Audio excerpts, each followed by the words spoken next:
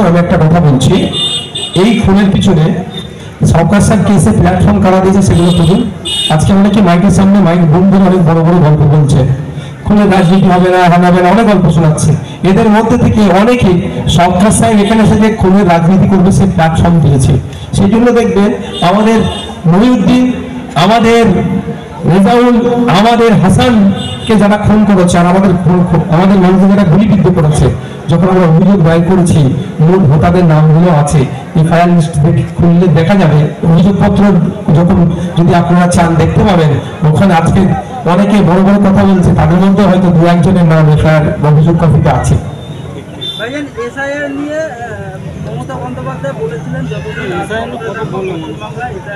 উনি ক্ষমতায় নেই বলে পশ্চিমবঙ্গে এসআইআর হচ্ছে, তাহলে শুধু ঢপের চপ দিচ্ছে। ওরা ঢপের চপ যে খাবে, এমনি চপ খেলে যত ধরনের গ্যাস পেটের সমস্যা হবে, আর ওরা ঢপের চপ খেলে সারা মাথা থেকে পায়ের লোক পর্যন্ত সমস্যা হবে। ঢপের চপ তো বলেছিল কি ডবল লেভেল চাকরি, ঢপের চপ। এখন চাকরি হারারা আজকে বৈধভাবে যারা চাকরি পেয়েছে তাদের চাকরি বাতিল হয়ে গেল। আজকে মাদ্রাসা এসএলএসটি নিয়োগ নাই, 2013 সালের নোটিফিকেশন, 2023 এর নোটিফিকেশন। এই এত ডিস্টেন্স, মাদ্রাসায় প্রায় 10,000 শিক্ষাকর্মী শূন্যপদ, কিন্তু চাপে পড়ে কিছু 600 কটা ভ্যাকেন্সি, 300 কটা ভ্যাকেন্সি দিয়েছে, মানে আপনার জয়নিং লেটার দিয়েছে। এই জয়নিং লেটারে মাদ্রাসায় গিয়ে শিক্ষকতা করার আগে মেডিকেল সার্টিফিকেট আর পুলিশ ভেরিফিকেশন, এই পুলিশ ভেরিফিকেশনে নেবে বকলমে খবর পাচ্ছি এনআরসি নাকি করিয়ে নেওয়ার কাগজপত্রগুলো চাইছে। তো ঢপের চপ দিয়েছে। 10,000 মাদ্রাসা দেওয়ার গল্প শুনেছে। আনএডেড মাদ্রাসা 338টি, যাদের এখন অনুমোদনহীন, আর অনুমোদন 237টি, 235টি। না বাচ্চাদের মিড ডে মিল, না বাচ্চাদের স্কুলের ব্যাগ, না বাচ্চাদের বই, না বাচ্চাদের পেন খাতা, না চক, না রাস্তা, কিছুই দিচ্ছে না। আপনি শুনলে অবাক হবেন, যে সরস্বতী প্রেস আছে সেই স্কুলের বই বিক্রি করে মার্কেটে, আর মাদ্রাসার বই বাইরের মার্কেটে বিক্রি হয় না, আর সরস্বতী প্রেস ক্লাবে বিক্রি করছে না, আর সরকার ওই মাদ্রাসাতে বই দিচ্ছে না। বাচ্চারা কোথায় যাবে? এই ঢপের চপ দিয়ে চালাচ্ছে।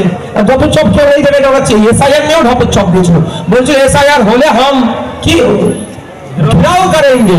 তো ঘিরাও করার বাদ দিয়ে বসো ভাই বসো, আরে তুমি বসো, পিছনে কেমন চলছে। ঘেরাও করা বাদ দিয়ে কি তারপরের দিনই চাকরিতে চলে গেছে অফিসে। ওই ঢপের চপে কেউ বিশ্বাস করবেন না।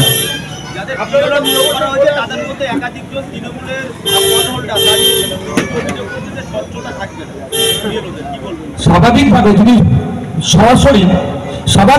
সরাসরি যে কোনো রাজনৈতিক দলের যদি সে ওই আপনি পদাধিকারী হয়ে থাকে, তাহলে স্বচ্ছতার সাথে হবে না।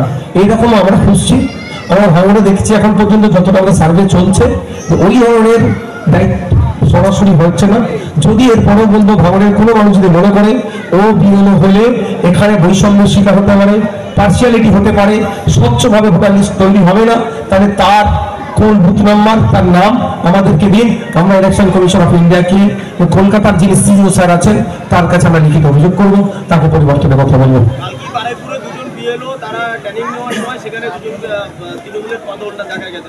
তাহলে নিশ্চিতভাবে তার বুথের তার অ্যাসেম্বলি যেটা আছে, তার বুথ যেটা আছে, তার অঞ্চল যেটা আছে, নিশ্চিতভাবে তার আমার অভিযোগ দেওয়া হবে। তখন লোকাল থেকে অভিযোগটাই দায়ের করতে হবে সহজভাবে। আমি জানি না কে হচ্ছে, কোন বুথের তিনি দায়িত্ব পেয়েছেন, এটা সরিয়ে দেবে, কিছু করার নেই, সরাতে বাধ্য, নাহলে বিষণ্ণের শিকার হয়ে যাবে।